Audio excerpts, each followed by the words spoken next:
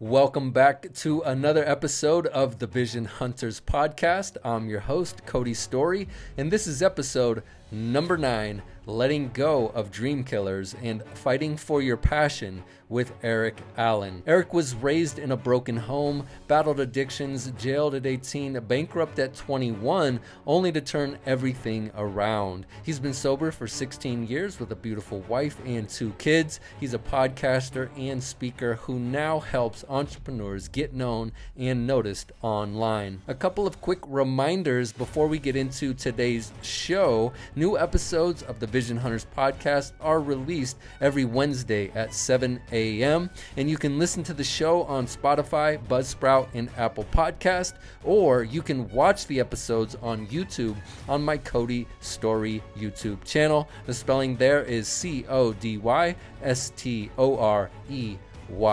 Here's some of what you will hear in today's episode. You will hear how Erik persevered through a destructive past and overcame a ton of adversity, who dream killers are and why you should remove them from your life, the impact of storytelling, how sharing your story can create a huge opportunity to connect with and help others, the importance of mindset and Erik's experience with switching his mindset, some of Erik's views on money and how he uses it to give back, how to set the tone for your day and set yourself up for success, why he decided to create not just one, but 2 thriving podcasts, how to stay mentally strong and pursue your passion no matter how tough times get, what fighting for your passion looks like, why you should surround yourself with supportive people, and how showing up for yourself even when it's uncomfortable can change your life. Now let's get into episode number 9, Letting Go of Dream Killers and Fighting for Your Passion with podcast extraordinaire Erik Allen. Welcome to the show, Erik. This has been on my agenda for a very, very, very, very long time. Man, I am so excited to be here. Thank you so much, man. Truly an honor to be here, dude. Dude, it's really good to have you, and thank you as well for taking the time out of your day. I know you got another podcast right after this, so I'm going to do my best to make sure we get you out 5 minutes early like we discussed a moment ago. And I've got to say, you are one of the most, and this is just based on me knowing you for a little time now, probably maybe about a year or so, the first time I reached out to you. Yeah. And I got to say, dude, you're one of the most hardworking, positive, and encouraging dudes, not only that I've met, but that I know. And you just seem to always have a very uplifting attitude. Is that just natural, or is that something you've had to develop over time? Oh, man. Thank you, first of all, for the very kind words. I think it's something I developed. You know, I think when I got really serious about fighting for my passion, fighting for that property that I can literally pee off the front porch for, I have that on my visual. Once I said, man, that's what I want, I just nailed down and said, whatever it takes, 4 a.m., 6 days a week, get up and make sure that I'm making that crap happen before I have to start my full-time gig. Hey, that's it, man. You say 4 a.m. I got a question because I did just move to Idaho, so I'm in the same state as you. Dude, these are the longest days I've ever experienced in my life. So in Coeur d'Alene, I might be a little more south, but in Coeur d'Alene, dude, does it get does the lights go out as far as when the sun goes down and then it's dark? Is it 10 o'clock your time, PM, 10 p.m.? When the sun is down finally? When there's no more light, just moonlight, let's say. Yeah, it's late, dude. Yeah, okay. It does last a while. Usually it's 9 to 10 is when the sun finally goes down, man, for sure. Dude, especially during the summer. I've only been here for a month and I'm so not used to it. When you said 4 a.m., that's kind of what brought it to mind. Because when I was living in LA, I would get up at 4 or 5 and just boom, pop up. But I was also going to bed at 7:30, 8 o'clock. And it was because it got dark and I was sun's down, I'm down. And then I can have a rad day, get up super early tomorrow and just, kick some ass. But dude, this one is kind of throwing a curveball. I've never really been in a place where I've lived where it doesn't get, dark till 10 p.m.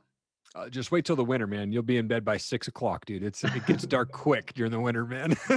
All right, dude. Well, I'm enjoying the weather, but if I could get to bed before 10 or 11, I'd be loving it because I do enjoy getting up early. I am an early bird.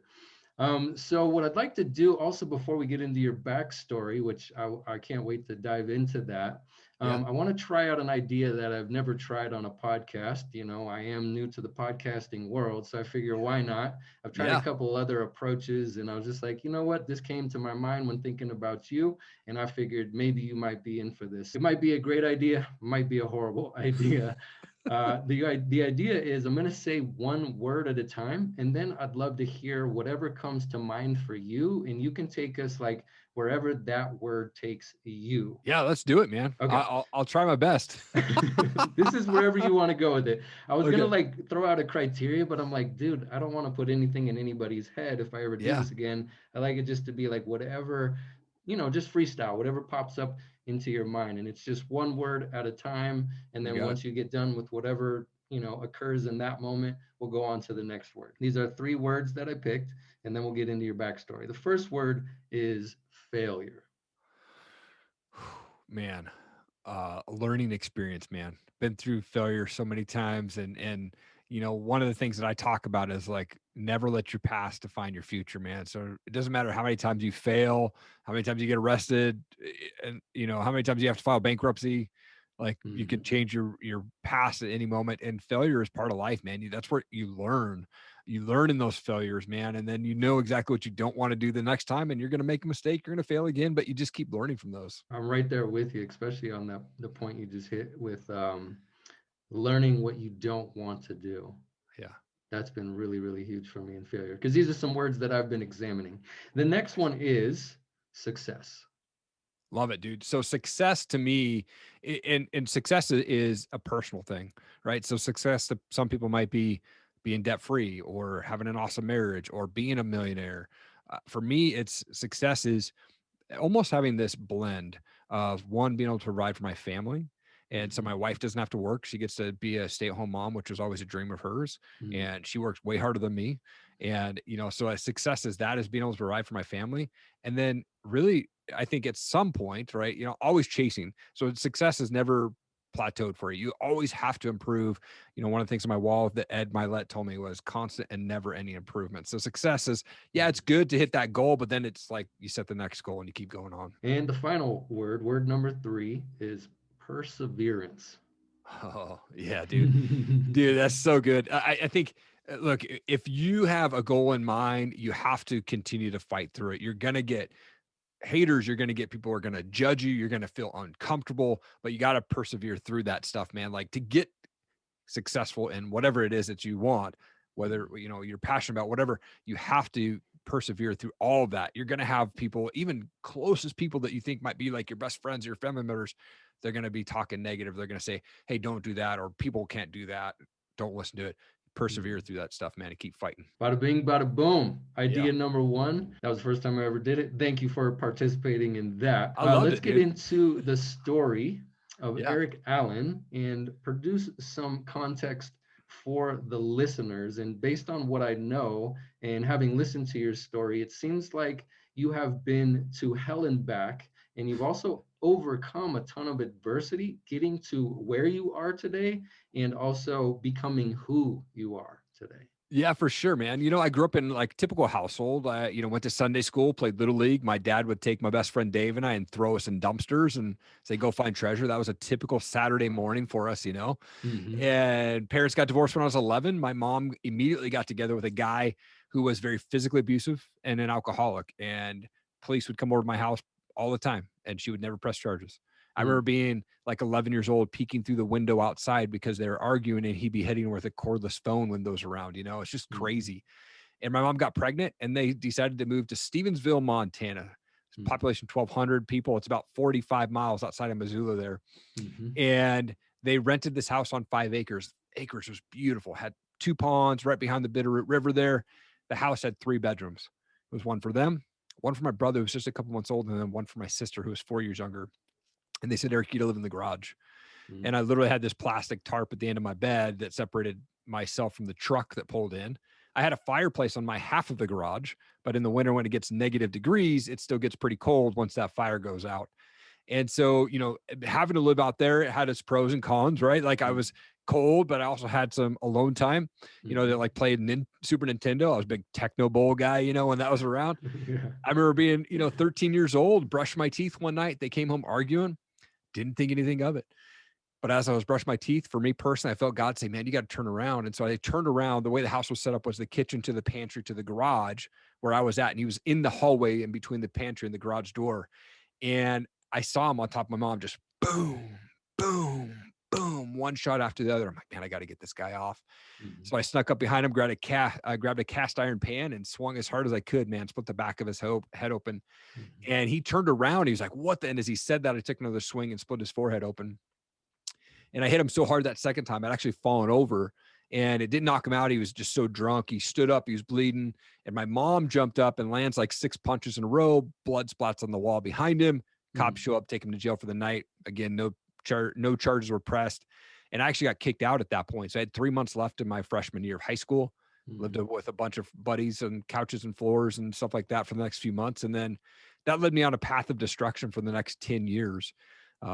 After my freshman year, moved back to live with my dad out in Washington, and he basically rented a house for us, and then he'd go stay with his girlfriend. So we spent $20 in the cup. That was my lunch money for the week. Hunger Man meals in the freezer and cereal and milk in the fridge. And my house became the party house, man. You know, I had no accountability, no adult supervision. I was smoking pot before school, at lunch, after school, and taking acid, mushrooms, hash, whatever I could get my hands on, you know. And caught up to me when I was 18 years old. I was still a senior in high school. Got arrested for having a bong, which, you know, is illegal in the state of Washington now, but at the time it wasn't. This was in 1998. Yeah, you know. And so I had to go stay the night in jail, man. Black and white chain gang outfit on, bright orange slippers. I was 145 pounds and scared to death, dude. And I was on probation for a year. So I didn't smoke pot for a year, but what that did was it enhanced my drinking. So I started drinking like crazy.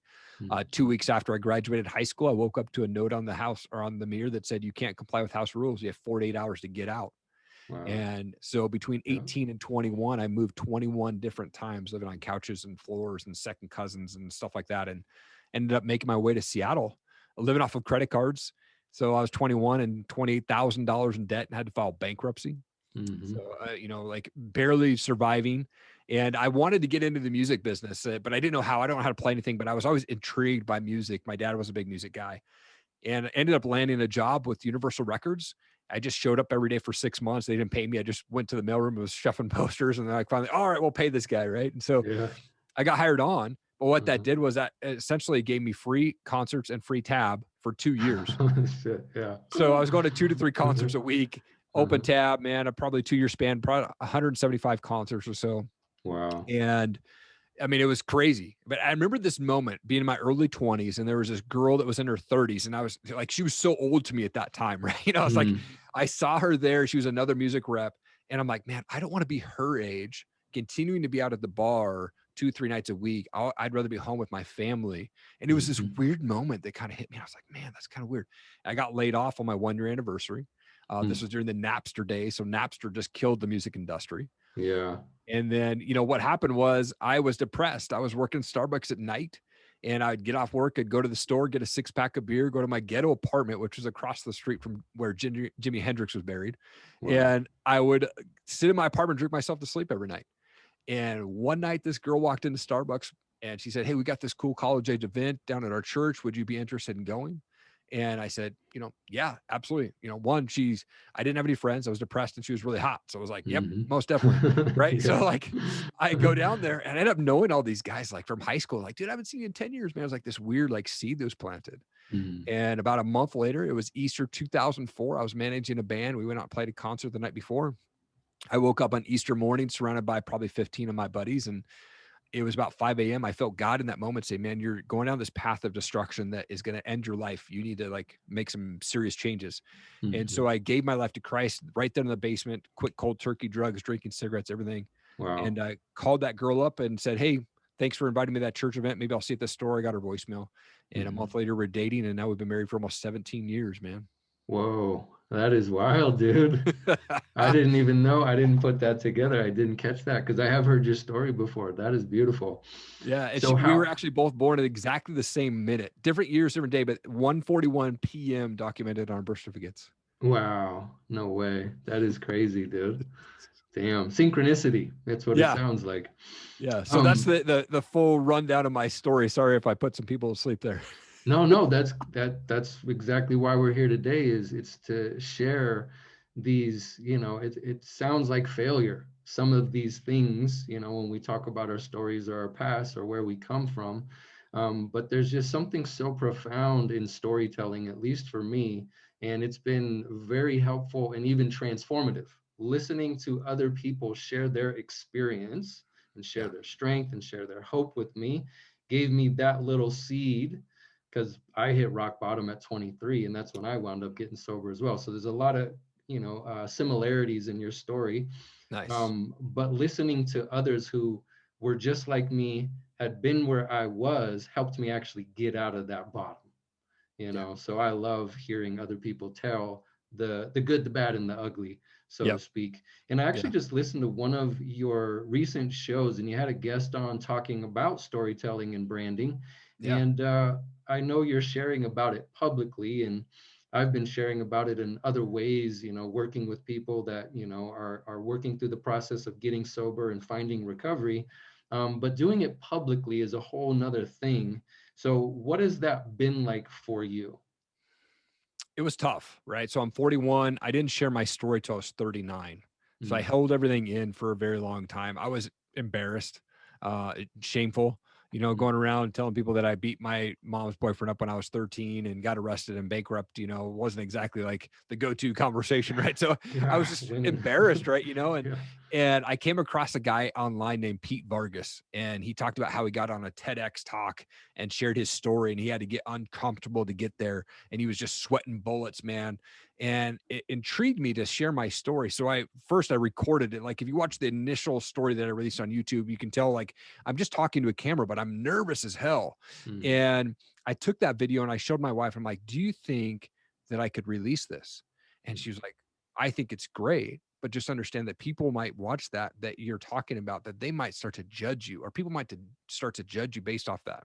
mhm, And I had to make a decision at that moment to go, okay, do I worry about what other people think, or do I do this because I want to make a bigger impact? I don't want to make changes in my life. And I just mhm, said, I don't care what people think. I'm putting this out. And it's been a really good journey since then. It was a huge weight off my shoulders. I've had a lot of people reach out and say, man, your story's awesome. It mhm, helped me through this. Or, man, I had a similar story and I love it, dude. You're fired me up. Like I love that type of stuff. And mhm. more than anything, I just love connecting with people, whether they've gone through that journey or not. Yeah. And podcasting and me releasing my story has opened up the opportunity to speak with so many amazing people, including yourself. So it does seem like you have spent some time clarifying and articulating your story. Did it just happen on the fly, like that video you're talking about that you created and you were nervous to do that? Or were there like some kind of guidelines? I know you had some inspiration from Pete, I think it was Vargas. Yeah. Like, is there a process to that? Have you maybe refined it over time? Like, what has that also been like? Yeah, I'm trying to. I mean, I think there's always room for improvement, and I don't think I don't think I'll ever get to the best version. But I think always improving, always doing better. But there was things that they talked about, like when you're telling your story, you want to kind of let people know like where you came from, like kind of give them that teaser almost in the beginning, but then really Mm, deep dive in the middle, but then pop back out. So it's not like super deep and boring, but you're kind mhm, of keeping them on the edge. And so I try to do that with my stories. I try to hit those big points, mhm. the fight that I had to have, me getting kicked out, battling addictions, going to jail, bankrupt, living that rock star lifestyle, and then getting rocked by God when I was 24 years old, right? Yeah. And me, that's just for me personally. I don't ever want to push my faith on anybody else, but that's me personally, and that's worked for me, man. The word on the street is it looks like you got booked for your first paid speaking engagement. So I want to say congrats on that. Have you done that already, or is that still coming up here in the future? Yeah, I actually did it in February, man. It was awesome. Yeah, Oh, it was okay. really cool. I got to speak with some insurance agents, Mhm, and it was talking with them about relationship building and gaining referrals. mm, And I got to share my story, but then also kind of I've been in sales for 20 years, so I have some pretty good techniques that I've tried to use over the years, and again, always improving. But like I was so honored that they paid me. I got paid $50, and it was for a mhm, 20-minute talk, and I was like, man, that's amazing. I love it. yep. And then I got booked the following week for as a keynote speaker for an event out here in Idaho called Rise X, and it was just awesome. And what was the Rise X about? Was it the same topics? Was it different topics? Because I think I picked up on some of the things I was listening to. Obviously, I like doing my research and I like Yeah, curating questions and whatnot. totally. Was this the talk on mindset? Yeah. Yeah. So RiseX, so they had me talk, and I think there was probably, I don't know, 60 to 100 people attending, all virtual, but it was a awesome event where I got to talk about mindset and kind of setting the day right. So not that I have the perfect morning routine, but I have it down where I've been doing the same routine for probably this last few years, and it tends to work. And so I spoke on mindset and kind of setting the tone for the day. Okay, got it. And do you have some like examples of what that looks like in your life? And like, I just was thinking about mindsets. Like, what does mindset mean? And like, what are some examples of it? Because I believe there's like different types of mindsets. And could you maybe walk us through like different mindsets that you've had, maybe some that you've dealt with, and then some mindset stuff, or maybe some mindsets you're working on cultivating? Yeah, I think the one thing that I had to do to really make the change in my mindset was I had to be a quitter. And what that means is I had to quit thinking that I didn't deserve success, and I had to quit thinking that I didn't deserve money, or I had to quit Mhm. thinking that I didn't deserve the amazing marriage. Or I had to quit thinking that I didn't deserve to be podcasting and talking with the people that I am. And I had to quit Mhm. quitting things. Like I would always start these businesses and then quit them. I'd have to, I had to be a quitter. I had to quit hanging around negative people who are just talking crap all the time or just drama. Like I had to get away from that. So I had to be a quitter, one mindset. Like once I realized, I was like, boom, okay, done. Like I'm done. I'm not hanging around that stuff anymore, and Jim, the rookie Morris, he wrote this book called Dream Killers. And he just talks about like, you kind of recognize these people in your life that are really dream killers. They Mhm. could be your closest family members.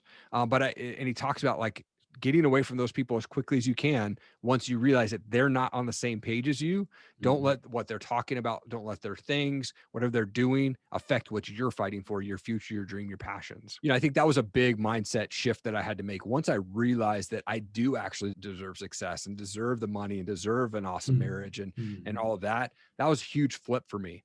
Mhm. Because I always thought like, well, I have this past and it's not, I'm not destined to be anything. But Mhm. once I got rid of that, man, it was like, all right, now we're on fire. Now we're going to start changing some lives. Now, was this like a switch and you flipped it and now the switch is set on that? Or is this something that maybe you cultivate on an ongoing basis or that you maybe feed on an ongoing basis? Because my experience has been like I can go through moments or periods of time in which I feel this shift in mind. Mhm. But then like these old little enemy soldiers start creeping back and trying to like burrow and bury themselves in the trenches to like get up on top and start shooting me with a little bullet of doubt or a little bit of distrust or a little bit of, like you mentioned, shame, or I'm not worthy, or I can never have that, that's for them, or bullets of comparing myself to other people's highlight life on social media platforms. Like, Right. is this an ongoing thing or has this really been a shift and it's just like locked in? I would say it's a shift, but and it's pretty locked in. I still work a 9 to 5. So I would say there's definitely days where I'm like, dang it. Like I have to ask for permission to go to my kids' school play. Like, dang it, I Mm, have to ask for permission to go to this or that for my kids. mhm, And that bothers me. Like mm, my goal is to be a full-time entrepreneur and not have to ask the boss man if I can go to this or that or do this or that. mm, And mhm, so there is days that creep in like that, man. And I have to go, you know what? I'm fighting for this. You have to be a good employee if you want to be a good entrepreneur, I think. And so I try to keep as best attitude as I can. And I work for a great company. They take care of me, they take care of my family. But it's still, it's not my passion. This, yeah. what we're doing right now, talking and connecting with people, that's my passion. That's my drive to be able to help people and impact people. And so I mean, that's a goal of mine over the next probably 12 months is to be able to make enough money online and through my services and things like that, that I get to walk away.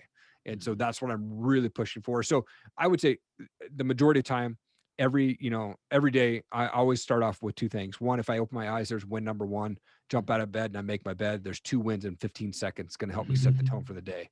And if I realize that when I wake up, I'm like, boom, today's going to be an awesome day.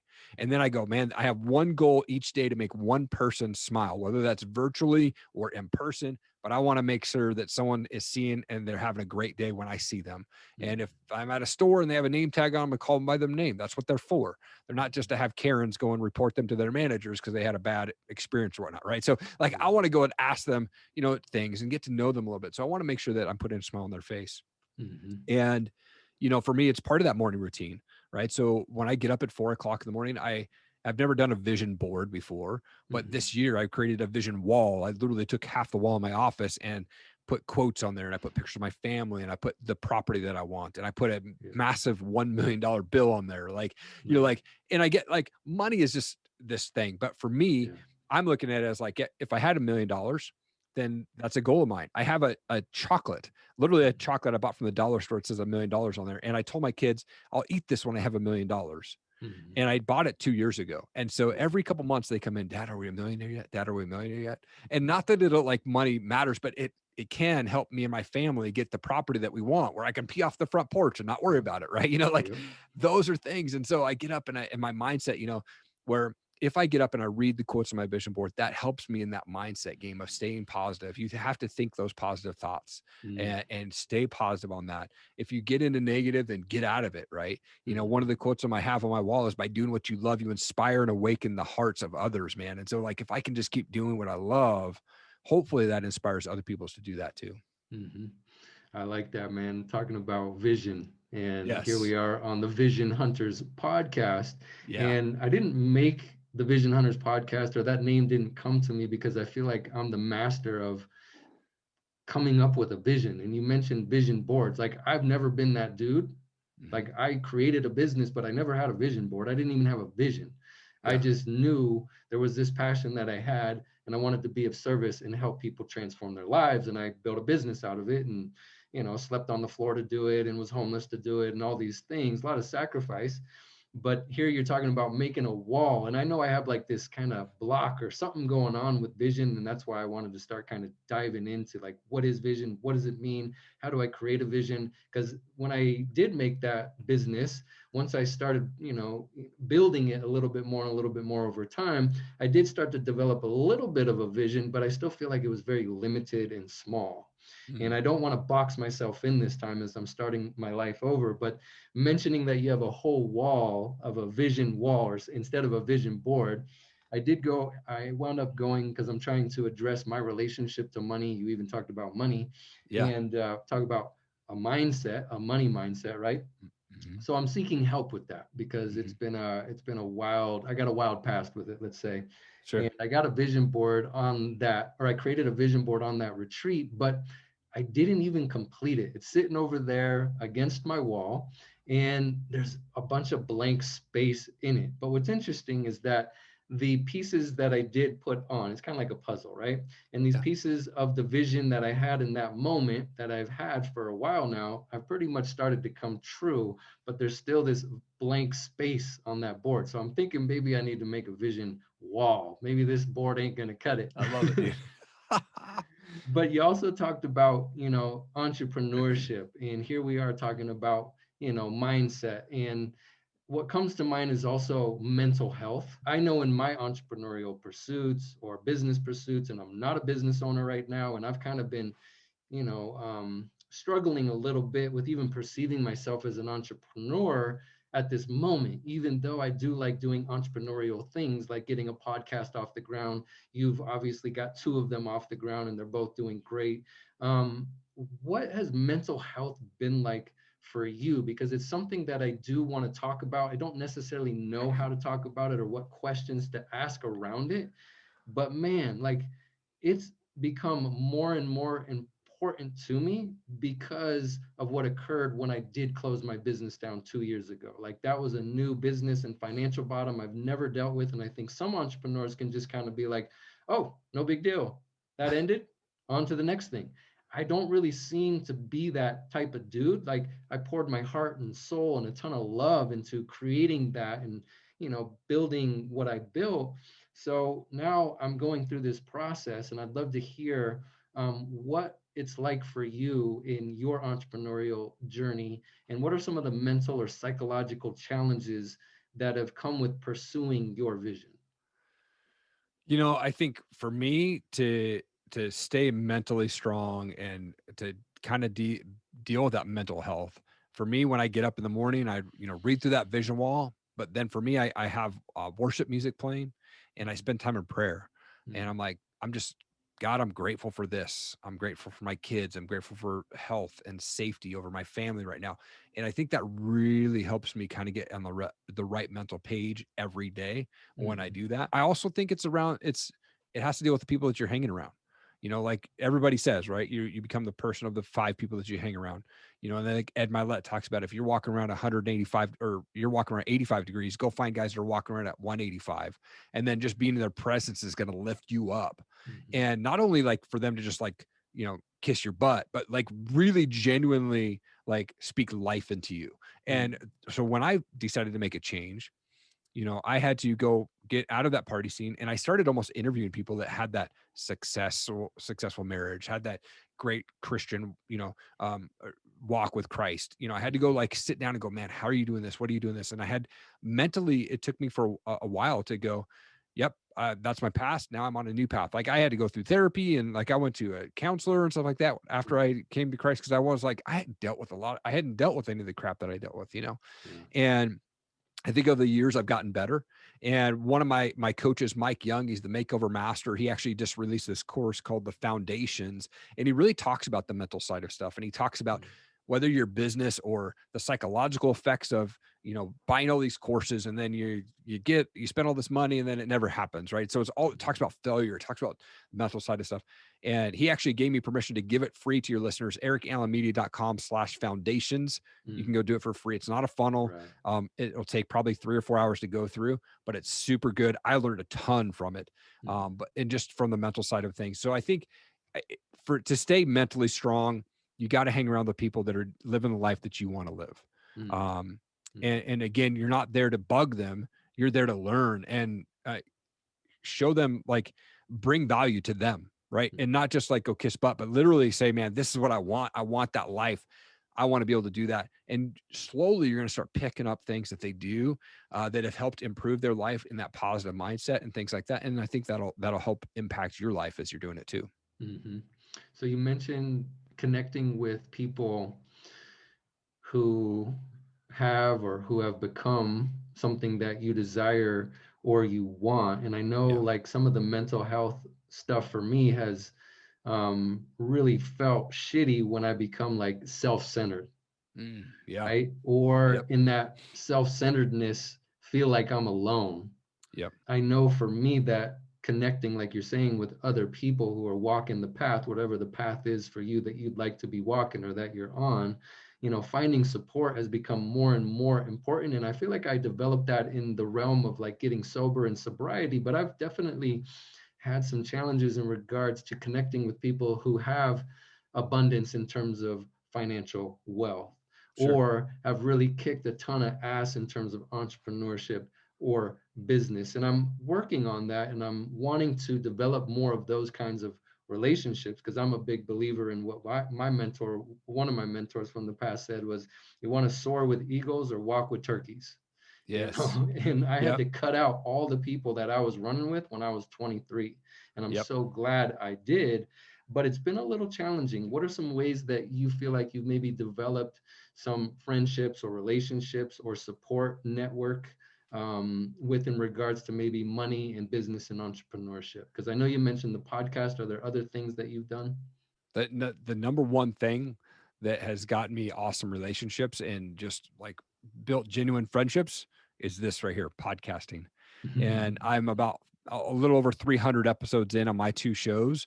And then I was a guest on 26 shows last year. And then this year, my goal is to be a guest on 100 podcasts. Wow. So like just connecting with new people that are doing podcasts, and some are more professional than others. And some of them are like, okay, man. And then there's like things that are like, whoa, this is an awesome show.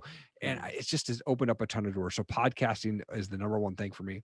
But what I also had to do locally was I found these networking groups. There's an event up here. There's a thing called the Innovation Den. It's like all these startups that are in this kind of like a workspace. And once a month, they do this thing called fireside chats. They bring in one entrepreneur and he talks about his failures, how he got there, what he went through, how did he get there, like what's he got coming up. And it's really cool.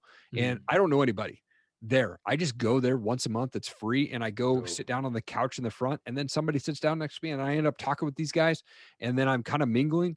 And so I had to get uncomfortable in those spots because I don't know anybody, but I just went there to go meet people and network with people and listen to some entrepreneurs. And one of the guys that actually spoke, he was the guy who created Alien Gear holsters, and his story is unbelievable. He spoke, and then I ended up having him on my show, and just a great dude. So, you do like podcasting, go to local events. Also, Toastmasters is a really cool thing. I started going to Toastmasters. I wasn't a member, but my time schedule hasn't allowed me for this year. But last year I started going, and I just went to another group. I just went to free. I would go and listen to them talk, and I got up and spoke a couple of times, but it was great. I was able to connect with some really cool people. And so I think if you want to grow in any area of your life, you have to get uncomfortable and you have to take that step forward. And it's going to be tough. At times, it's going to suck at times, man. And you're going to feel really awkward at times, but you have to get through that, persevere, right? To get to that next step in your success. This is good, man. This is really fun. Let's just look at, some bottoms here. Like you talked about getting sober and you talked about that change and then, starting a family and whatnot. As far as business, have you experienced any business or financial bottoms? You talked about filing bankruptcy. Can you share what that was like and how you have overcome maybe those most difficult bottoms? Oh man, absolutely, dude. It was like early on when I was 18, 19 years old, I had guys that were in direct marketing and network marketing. And I think you can make a lot of good money in network marketing, but there's a lot of like scams out there. Yeah. And I just fell for everyone out there, man. Every single one that said, "Hey, you'll be a millionaire by the time you're 28 years old." Dude, where do I sign up? Like, I was all over it. Yeah. And, I did like Amway, and I did a thing called, oh gosh, it was like this telecom company. I forget what it was called, but I ended up going down to Dallas, Texas to go to this week-long event. And this was like, Shit. this is like the week before 9/11. So it was like in 2001. I go down there with a couple guys from Seattle, and my buddy, like he literally flew with weed and a pipe in his bag, right? Like this is how lenient the airlines used to be. Like we got down there, and I mean, I paid massive money to go to this freaking week-long conference thing. And the first day I went to one meeting, and then the whole rest of the week I was so drunk and stoned I never made it to another one. Like I blew my money on that thing and came home, and guess what? My business fell apart. I was literally walking around guys who were making 6 figures a month and didn't take the time to go sit down and just learn. Like literally I paid for it and I just let it go. And so, I went through a lot of those stages where I was like, oh, I'm going to be a millionaire if I do this, or I'm going to be a millionaire if I do that. And, I think over the years I realized that, like I said, I was a quitter. I'd start all of these things, but when it got tough, I gave up. And even with Top Rated MMA, right? That's my other podcast, but I started that as an apparel company in 2012. My wife came up with the name. We spent a lot of money on inventory that didn't sell. We didn't know what we were doing. I didn't do a vision plan, a vision wall. I didn't do a vision board. I didn't do a business plan. I'm just like, I just need apparel, and then I'm going to try to sell it. And that was a really bad mistake. And I put it up for sale on Craigslist in 2015. I literally said, who wants to buy this company for like $3,000? And this guy called me up, and in that call, I decided I wasn't ready to quit. And then I went home and I restructured. And the next year and a half, I launched the Top Rated MMA podcast. And here we are today, man. Damn, dude. Okay. Let's go into a little more about money here, because I haven't really talked about it on my podcast yet. Yeah. But I'd like to. And since we kind of touched on it a little bit in regards to maybe mindset, and I know, as I mentioned, I've had a pretty funny relationship with money. Would you be willing to share your views on money and what your relationship with money is like? Yeah. I mean, I think, look, people say that money is the root of all evil. It's really not. It's if you let money overtake you, then that sucks. That can get you in trouble. Right. But money can springboard you to make such big impacts on not only yourself, but on other people. And I'm a big believer in giving back. My wife and I, we give 10% of our income to charity. We don't give it to the church, but we give it to a charity. We give it to people that are in need. Every single month, we literally set aside that money, and we go, okay, this person is short on rent, or we're at the store and we're like, man, that lady, she can't find her credit card, or she, her credit card got declined. Boom. I just paid for her groceries. And I don't do it for like, hey, look at me, but I want to be ready to make that impact when I need it. And Mhm. so we just set aside this fund that if we're at, at a restaurant and a waitress is like, man, yeah, my kids are this and they're, I can't get back because I'm working all the time. Boom. Here's a couple $100 tip. Like we want to be able to bless people like that. And so I think it can be used in such good ways. And people that look at it evil, Mhm. like they don't understand it. I Mhm. understand a little bit because I used it and I used credit cards and it sucked me up and I ended up filing bankruptcy, man. Yeah. At one point I was borrowing money from Money Tree to go pay the other cash advance. And then I borrowed money from Cash Advance to go pay Money Tree. Like I was just Yeah. living off of like this routine for a long time, man. Mhm. But I think it can be a really good thing if people don't let it overtake them. You mentioned how you got into creating your MMA podcast. I know you have two of them. Yeah. Why podcasting? Like, why not say blogging or creating maybe a YouTube channel? And could you elaborate on what your podcasts are all about? Yeah, Top Rated May, when I started the podcast, or I called it a podcast, but I didn't actually put it on Apple Podcast for probably a year and a half. I Mhm. literally was just doing a video and uploading to YouTube, never even put the audio version out. And then so I was like, dude, you got to put it on Apple Podcast. I was like, what the heck is that? Like, I had no idea. Yeah. Like even when I started the podcast, it was bad cameras, it was bad lighting, it was, bad microphone. I was in a walk-in closet for almost my first 100 episodes. And Mm. I literally started the show just so I could talk to fighters and say, why do you want to get punched in the face? Mm. And I've heard everything from the, hey, I did karate or wrestling and transition MMA to guys who are like, I have a federal offense. I can't go get a real job, but I can go fight somebody and put food on the table for my family. I'm going to do Mm. that. So it's been cool to hear those stories. And over the years, it's evolved into, deeper questions. And I talk about mindset and the mental side of fighting and things like that. And, you know, the reason I started my other podcast was because I came across a guy named Ed Milet online. I was like, holy crap, who is this guy? He's speaking right to me. Like all of his guests were really connecting with me. And so I just started like downloading all this stuff and I was watching it. And then I was like, I want to start another podcast where I'm talking with entrepreneurs and I want to ask them, why do they get punched in the face? Hopefully not physically, but we're Mm. getting all the no's and rejections and failures, but we keep going on. We're persevering, right? Like Yeah. through that. So I want to understand what makes entrepreneurs keep going. And so that's when I launched the other show. And 2018, I was blessed to win the Ed Milet Max Out Challenge on Instagram that he issued. We had to submit a 1-minute story of what we're passionate about, what drives us. And I won. And I got a phone call with Ed Milet, me and him for 30 minutes just on Zoom. And it was Wow. the greatest call ever. He's so genuine, like blocked out all of the things, Mhm. genuinely asked me about my life, how he could help me, and gave me lots of resources here in this town because he has one of his houses up here in Coeur d'Alene. Oh, And it was wow. just No cool way. to like understand that. And he's like, tell me all these local guys I can meet up with. And it was a life-changing call. I was able to record it and I released that as like episode 12. And prior to Ed, I had already talked to Sean Whalen and I had talked to Vincent Rocco, who's on TV shows and stuff like that. But then what that did was just springboard everything, man. Now, we're 107 episodes in and I've been blessed to speak with guys like Bedros Keuilian and Brad Lee, Tim Story, Erik LeGrand, who have all been on Ed's show. And Mhm. then Jim the Rookie Morris a couple times, Ken Shamrock a couple times, Dan Caldwell, the founder of Tap Out, Dr. Greg Reed. Like it's just Wow. opened up massive doors. And I love connecting with people. I'm fascinated with people's stories. And so, yeah, both shows. And I release them weekly. Every Friday is the Eric Allen Show, and every Saturday is the Top Rated May Show. Now, did this come to you over time, or were you like, boom, this is exactly what I want to talk about, and it was just defined, or have you kind of worked on it maybe like pottery, like clay, and molded it? Yeah, I think I'm always changing things up. There's one question that I ask all the guests for probably the last year. And the beginning of all my shows, I like to ask them where they grew up and what was childhood like. And I ask that question because I want the listeners to understand that no matter who I'm talking to, billionaires, millionaires, or low end guys that are just loving life, but they may not make a bunch of money, but we're all people. We Mhm. all grew up in some sort of environment and we decided to make a change in our life. And we could have grown up in the best environment ever and then failed and we came back, or we could have had a really traumatic childhood.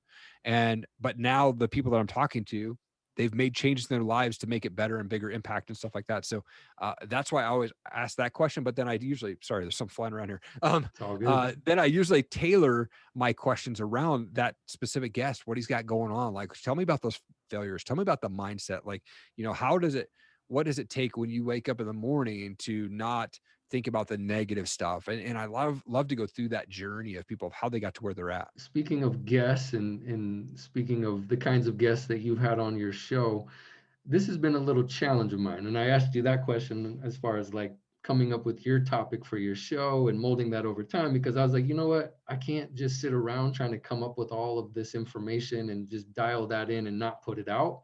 Yeah. So I feel like I kind of jumped the gun and I'm figuring it out as I go, kind of like you alluded to. Best way to But do it, now I man. feel like this is going to be a selfish question. The next like roadblock I feel like I'm coming up against currently is reaching out to guests and getting them on the show. Like I just shot a video, I sent it to you about a year ago. Shit happened in my personal life. Things went bananas. We didn't get to put it together. However, you did accept the invite. Yeah. And I've also been sending out some emails to some people, and I've got other guests on and videos and whatnot.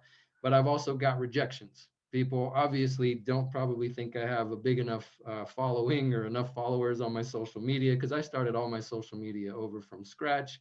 So they might be like, yeah, what's the point talking to this dude? Or maybe I haven't defined my show, so they have a really good idea of what it's about, what we're going to talk about, and the type of people I'm trying to, like you said, impact in a positive way. So do you have like a strategy or a way in which you reach out to inviting your guests on your show? Because you've obviously had some big names on your show.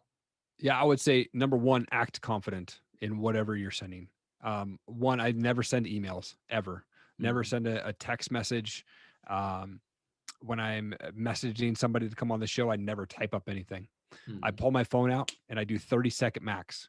Hey, Ed, what's going on? It's Erik Allen out here in Coeur d'Alene. I know you got a house out here, man. It's a beautiful house. I love what you got going on right now with your jet, man, and what you're doing with impacting people. I'd love to have you on my show to highlight that. Let's make it happen. Talk soon. Send that. 99% of my guests have been booked by Instagram DM with a video like that. Boom. And it's not like I have a bunch of downloads. I mean, humbly, I just hit 10,000 downloads on my podcast, which has been awesome. Congrats. Yeah. But that's still big, dude. This is no joke. I think a lot of times now, because there are quite a few people with podcasts, it just sounds and seems easy. Yeah.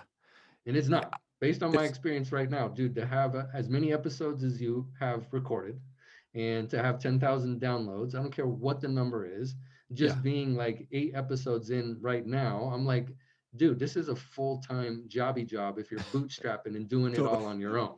Totally. You know, so congrats and props on 10,000. If people don't think that shit, like, you got to work on your mindset, because this is no joke. Now, maybe if you had a following and a bunch of fans and everything, you just made a podcast, bada bing, bada boom, tons of downloads. Yeah, but that's not where I'm starting from. It doesn't sound like that's where you're starting from. So I feel like that is a big feat. Yeah, it's fun, man. I mean, and like I said, you don't have to have the number of downloads. I never actually pay attention to the download numbers. I recently did, just because I saw I was getting close to that number. So I was kind of watching it. But other than that, I've never paid attention to the number of downloads.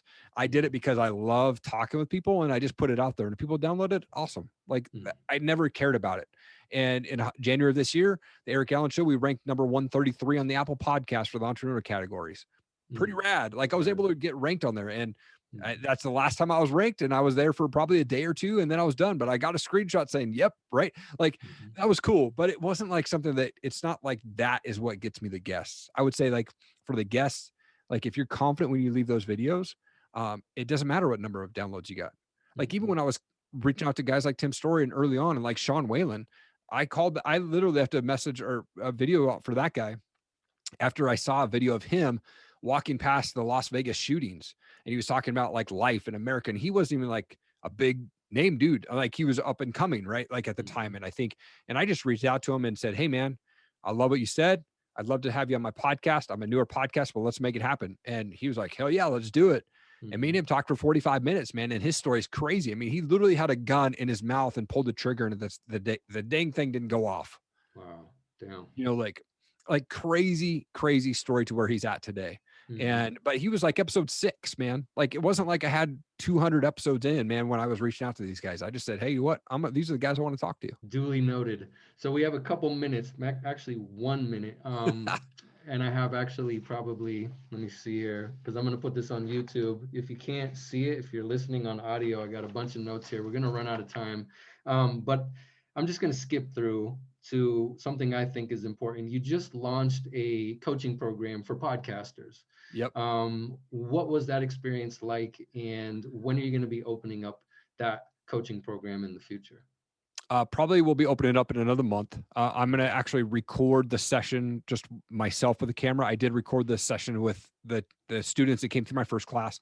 It was awesome. It was a learning experience for myself and for my students. And it just ended just a couple weeks back, and it was so much fun. We did 4 1-hour sessions over a 30-day period. So once a week, 1 hour, we jump on it. I took some students from basically going from the idea of a podcast to putting it all together and to launching it, kind of walking them through the how-to from the beginning, from hosting to how to promote it. How do I get people on my podcast?